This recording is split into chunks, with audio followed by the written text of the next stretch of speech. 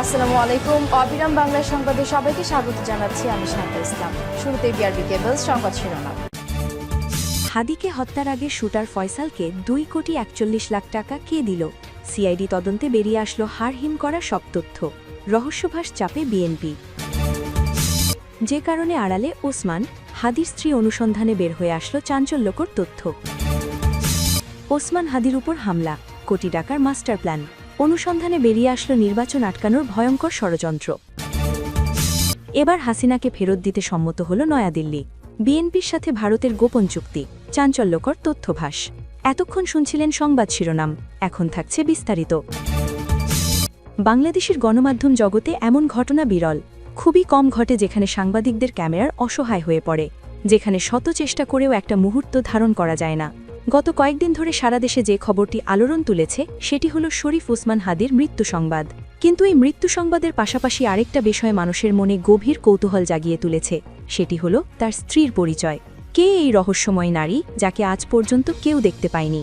কেন তিনি এত আড়ালে থাকেন? স্বামীর মৃত্যুর পরেও কেন তিনি জনসম্মুখে আসেননি? এই প্রশ্নগুলোর উত্তর খুঁজতে গিয়ে যা বেরিয়ে এসেছে সেটা সত্যি অবিশ্বাস্য। গত কয়েকদিন ধরে দেশের বিভিন্ন প্রান্তে মানুষ শরীফ ওসমান হাদির মৃত্যু সংবাদের নানা প্রতিক্রিয়া দেখিয়েছেন। কেউ শোকে মোহমান, কেউ বা স্বস্তির নিঃশ্বাস ফেলেছেন।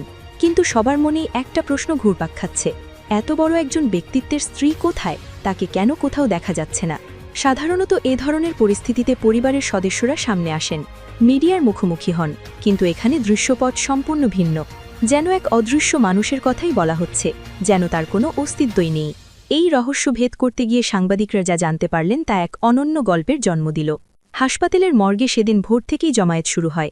সাংবাদিক, ক্যামেরাম্যান, সাধারণ মানুষ সবাই অপেক্ষায় কখন আসবেন পরিবারের সদস্যরা, কখন দেখা যাবে সেই রহস্যময় স্ত্রীকে যাকে এতদিন কেউ দেখেনি। ঘণ্টার পর ঘণ্টা কেটে যাচ্ছিল, ক্যামেরা লেন্স প্রস্তুত, সবাই সতর্ক। একটা গাড়ি এলেই ক্লিক ক্লিক শব্দ শুরু হয়ে যায়। কিন্তু সেই মুহূর্তটি কখনো আসে না যখন সেই মুখ দেখা যাবে। সকাল 9টার দিকে হঠাৎ একটা গাড়ি এসে থামল হাসপাতালের গেটে। সঙ্গে সঙ্গে পরিবেশ বদলে গেল হাসপাতালের। স্টাফরা যেন আগে থেকেই প্রস্তুত ছিলেন, তারা দ্রুত এগিয়ে গেলেন। সাথে ছিল বিশাল আকারের 2টা চলমান পর্দা। এই পর্দা দেখে সবাই বুঝল যে এবার কিছু একটা ঘটতে যাচ্ছে। গাড়ির দরজা খোলার আগেই সেই পর্দা দিয়ে গাড়িটিকে সম্পূর্ণভাবে ঘিরে ফেলা হল। ভেতরে কে আছেন তা দেখার কোনো উপায় ছিল না। সাংবাদিকরা যাওয়ার চেষ্টা করলেন, কিন্তু নিরাপত্তা কর্মীরা কঠোরভাবে সবাইকে দূরে সরিয়ে রাখলেন। কেউ কেউ উঁচু জায়গায় উঠে দেখার চেষ্টা করলেন, কিন্তু সেই পর্দার উচ্চতা এতটাই বেশি ছিল যে কোনোভাবেই ভেতরে দৃষ্টি ফেলা সম্ভব হল না। এক সাংবাদিক জানালেন যে তিনি 15 বছর ধরে এই পেশায় আছেন, কিন্তু এমন দৃশ্য কখনোই দেখেননি। সাধারণ মানুষ প্রচার চায়, ক্যামেরার সামনে আসতে চায়, কিন্তু এখানে উল্টো চিত্র।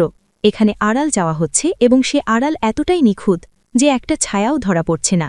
পর্দার আড়ালে কি হচ্ছিল সেটা জানার কোনো উপায় ছিল না, শুধু অনুমান করা যাচ্ছিল যে ভেতরে কেউ একজন গাড়ি থেকে নামছেন। তারপর ধীরে ধীরে মর্গের দিকে এগিয়ে যাচ্ছেন সেই চলমান পর্দা।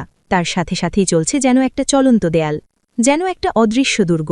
কেউ ভেতরে ঢুকতে পারছে না, কেউ বাহির থেকে দেখতেও পারছে না। হাসপাতালের ভেতরে যারা ছিলেন তাদের কাছ থেকে পরে কিছু তথ্য জানা যায়। তারা বলেছেন যে মর্গে প্রবেশের আগে সেখানকার সব পুরুষ স্টাফদের বাইরে যেতে বলা হয়। শুধু মহিলা স্টাফরা ভেতরে ছিলেন, এবং তারাও নির্দেশনা পেয়েছিলেন যে কোনো ছবি তোলা যাবে না, মোবাইল ফোন বাইরে রাখতে হবে। এই নির্দেশনা এতটাই কঠোরভাবে মানা হয়েছিল যে ভেতরে কি ঘটছে তার কোনো রেকর্ডও ছিল না। একজন মহিলা স্টাফ পরে অফ দ্য রেকর্ডে জানিয়েছিলেন যে ভেতরে একজন নারী এসেছিলেন, তিনি পূর্ণ পর্দায় ছিলেন। মাথা থেকে পা পর্যন্ত কালো কাপড়ে ঢাকা, শুধু চোখও দেখা যাচ্ছিল না। হাতে মোজা ছিল, পায়ে মোজা ছিল, কোনো অংশ উন্মুক্ত ছিল না। তিনি তার স্বামীর মরদেহের পাশে দাঁড়িয়েছিলেন কিছুক্ষণ। কি বলেছিলেন বা কেঁদেছিলেন কিনা সেটাও জানা যায়নি, কারণ কেউ কাছে যাওয়ার সাহস পায়নি। শুধু দূর থেকে দেখেছেন যে তিনি স্থির হয়ে দাঁড়িয়েছিলেন বেশ কিছুক্ষণ। মর্গ থেকে বের হওয়ার সময় একই দৃশ্য, সেই বিশাল পর্দা আবারও সক্রিয় হল। গাড়ি পর্যন্ত পৌঁছে দেওয়া হল তাকে। কেউ একটা ছায়াও দেখতে পেল না। গাড়ি চলে গেল, সাংবাদিকরা হতবাক হয়ে দাঁড়িয়ে রইলেন। এত প্রস্তুতি নিয়ে এসেছিলেন, কিন্তু একটা ফ্রেমও পেলেন না। এই ঘটনার পর সবার সামনে একটাই প্রশ্ন জমা হতে থাকল, কে এই নারী? কেন এতটা কঠোরভাবে পর্দা মানেন তিনি? স্বামীর মৃত্যুমতো কঠিন সময় কেন একটু শিথিলতা দেখালেন না? এই প্রশ্নের উত্তর খুঁজতে গিয়ে অনেক তথ্য বেরিয়ে আসে। জানা যায় যে শরীফ ওসমান হাদি 2020 সালে বিয়ে করেছিলেন। তার স্ত্রীর নাম রাবেয়া শম্পা। তিনি অবসরপ্রাপ্ত পুলিশ সুবেদার সুলতান আহমেদের কন্যা। বিয়ের পর থেকেই তিনি সম্পূর্ণ আড়ালে ছিলেন। ওসমান হাদির মতো এত পরিচিত মানুষের স্ত্রী হয়েও তাকে কেউ কখনো দেখেনি। কোনো অনুষ্ঠানে তাকে দেখা যায়নি, কোনো সামাজিক মাধ্যমে তার কোনো ছবি নেই। পরিবারের বাইরে কেউই তার মুখ চেনে না। 2024 সালের 21শে ফেব্রুয়ারি তাদের ঘরে একটি পুত্র সন্তান জন্ম নেয়। সেই সময়ও তিনি সম্পূর্ণ আড়ালে ছিলেন। হাসপাতালে যাওয়া আসার সময়ও একই ধরনের ব্যবস্থা নেওয়া হয়েছিল। কেউ তাকে দেখতে পারেনি, শুধু জানা গেছে যে একটি ছেলে হয়েছে। মা ও শিশু উভয়ই সুস্থ আছেন। যারাই পরিবারের কাছের মানুষ তারা জানিয়েছেন যে রাবেয়া শম্পা অত্যন্ত ধার্মিক একজন নারী।